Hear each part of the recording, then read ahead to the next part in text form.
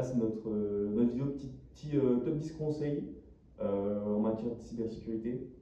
Du coup, c'est très simple, intro, bref, on passe direct au vif du sujet, on perd pas de temps. Et du coup, on 10 conseils du coup, voilà. plus sécurisés sur Internet. Donc, le premier conseil, c'est d'utiliser des mots de passe forts et uniques. C'est-à-dire qu'il ne faut pas faire des mots de passe évidents, genre la ville où on habite, notre prénom, notre nom ou juste 1, 2, 3, 4. Il faut utiliser des mots de passe un peu aléatoires, ou alors on peut utiliser aussi des gestionnaires de mots de passe comme KeePass ou Bitwarden qui génèrent un mot de passe robuste directement et c'est enregistré dans l'application. Ça, c'est vrai que c'est très utile et surtout peut-être pas assez mis en avant. Pourtant, il y a plein d'organismes qui essaient de le faire, mais c'est sûr qu'un mot de passe pas sécurisé ou trop facile, une fuite de données et c'est fini quoi. Donc c'est fini, surtout si ton mot de passe est facile, que tu le réutilises partout, là tu peux avoir de gros soucis. Donc c'est là où le gestionnaire de mot de passe est utile, c'est que ça te permet déjà il fait ton job de garder tes mots de passe, de s'en souvenir. Donc pas la peine de se dire que mettre un mot de passe facile pour se souvenir. Et au moins oui, ça permet aussi d'avoir plus facilement des mots de passe assez sécurisés, hein, au cas où que ce soit pour du phishing ou pour des fuites de données. Ensuite, le deuxième conseil, c'est activer la double authentification, 2FA. Donc c'est lorsqu'on se connecte par exemple sur un site ou quelque chose comme ça, on peut utiliser son téléphone en plus pour être sûr que c'est bien nous qui connectons. Parce qu'en gros, si un hacker par exemple tente de rentrer ton mot de passe sur un site auquel tu as activé la double authentification, ça va directement t'envoyer un message pour confirmer, soit par mail, soit directement sur ton téléphone. Du coup, ça permet, comme son nom l'indique, une double authentification, une double vérification pour être bien sûr que c'est toi. Et même si du coup ton mot de passe, par exemple, est découvert par une fuite de données, ça te permet ensuite de garder une sorte de... C'est une sécurité supplémentaire que si un hacker essaie ton mot de passe, et ça t'enverra un message pour vérifier que c'est bien toi. Et du coup, tu pourras empêcher la chose, ou alors plus facilement changer le mot de passe, etc. Donc ensuite, le troisième conseil, c'est se méfier des emails, des messages suspects. Donc bien sûr, c'est pour éviter toute méthode de phishing, c'est-à-dire cliquer sur un mauvais lien pour y rentrer ses identifiants et qu'ensuite le hacker puisse les récupérer pour accéder au compte voulu. Surtout, on voit souvent ça, les campagnes de phishing dans les entreprises, pour avoir directement accès à un compte d'une entreprise. Ou alors, si vous voyez des messages suspects, que ce soit typiquement un livreur Chronoplus qui vous demande de changer l'horaire de livraison, ou alors un mail de PayPal vous disant que votre compte va être supprimé, donc vous devez cliquer sur le lien et tout changer, etc. etc. Le faites pas, vérifiez toutes les informations. Peut-être renseignez-vous si le mail est suspect. Si vous pensez qu'il est suspect, peut-être renseignez-vous sur internet, peut-être d'autres personnes dans votre cas, et en tout cas qui subissent ça. Et du coup, c'est là où c'est important de bien vérifier si les adresses mail sont correctement écrites, si le message est correctement écrit. En général, si on vous propose un lien pour changer quelques informations, peu importe du site où ça vient, il ne faut jamais le faire. En général, les seuls moments où on vous dit de cliquer sur un lien pour changer quelque chose, c'est pour changer votre mot de passe quand vous souhaitez réellement le faire. Donc quand vous avez cliqué sur modifier mot de passe sur un certain site, c'est que là, ça vous envoie un message. Autrement, si vous recevez ça aussi de manière aléatoire, c'est soit qu'on essaye de pirater votre compte, soit que c'est une campagne de phishing. Dans les deux cas, il ne faut jamais cliquer sur ces liens. Le quatrième conseil, c'est faire régulièrement ces mises à jour, que ce soit du système ou du PC, dans les navigateurs, logiciels, etc. Pour que les failles soient corrigées petit à petit et pour éviter une intrusion assez facile de failles connues qui sont déjà sorties au préalable sur Internet. C'est pour ça que les mises à jour sont très importantes et très négligées par les gens.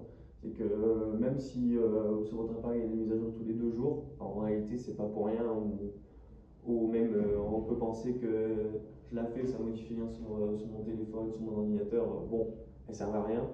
Non. Toutes les personnes qui se disent, enfin qui ne mettent pas à jour régulièrement fait ça fait 1 an qu'ils n'ont pas mis à jour leur appareil, c'est une erreur. C'est une erreur parce qu'en général, les mises à jour, c'est pas juste pour améliorer, rendre plus beau l'appareil, c'est aussi déjà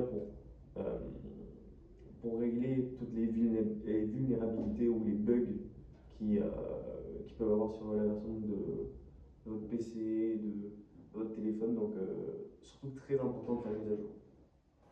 Ensuite, le cinquième conseil, c'est de ne pas se connecter de n'importe où. Donc, éviter bien sûr les Wi-Fi publics parce que déjà, il n'y a pas de mot de passe.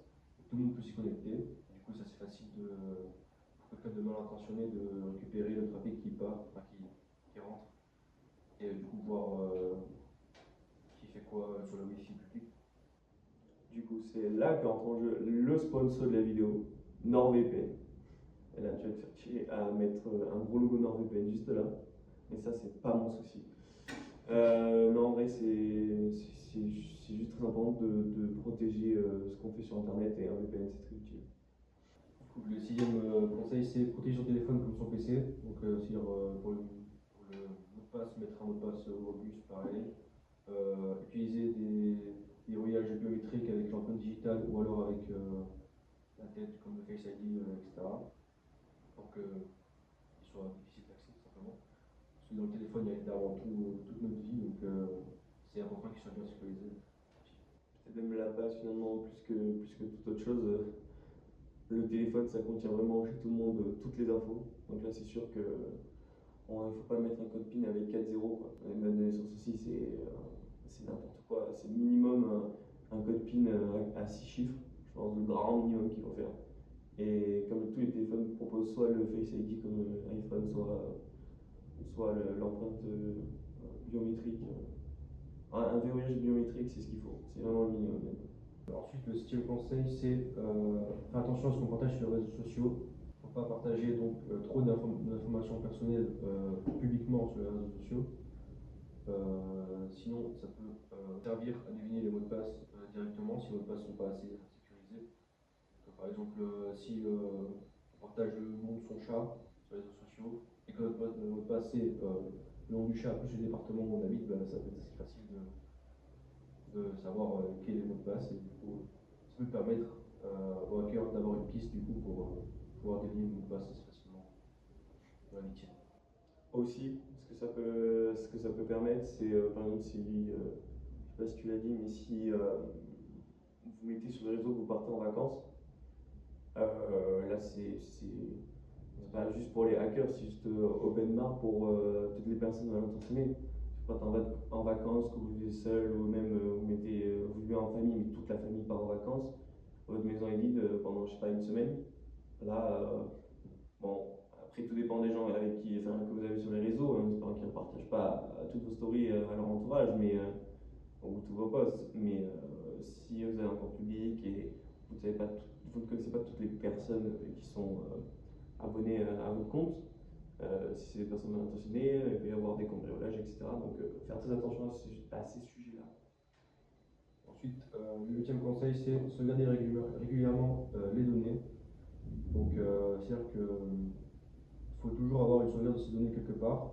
Donc, au cas où, si jamais le PC par exemple se fait pirater et qu'on perd toutes les données, elles sont cryptées, etc., il faut pouvoir avoir une backup, donc un endroit où les données étaient stockées en dehors de notre PC, donc sur un disque dur. Le deuxième conseil, c'est de désactiver tout ce qu'on n'utilise pas sur notre téléphone, par exemple, comme le Bluetooth, le partage des fichiers, accès à la caméra ou au micro pour les applications. Donc s'il n'y a pas besoin de les utiliser, autant les désactiver. Parce que si justement on se fait pirater après notre téléphone, et bien, si on a accès aux applications, pour avoir donc, notre caméra, notre micro, etc., alors qu'il n'y a pas forcément nécessité de l'avoir cette application. C'est vrai que c'est très important, ça fait toutes les applications vous demandent accès à tout, faut jamais faut prendre au cas par cas, parce qu'il faut jamais tout autoriser à tout, c'est vraiment le déclencheur de futurs problèmes. Ça par contre il faut surveiller comme la chose la plus importante, la bêtise la plus importante à ne pas faire. Surtout si on tient à ses données, à sa vie privée, là c'est vraiment l'étape numéro 0.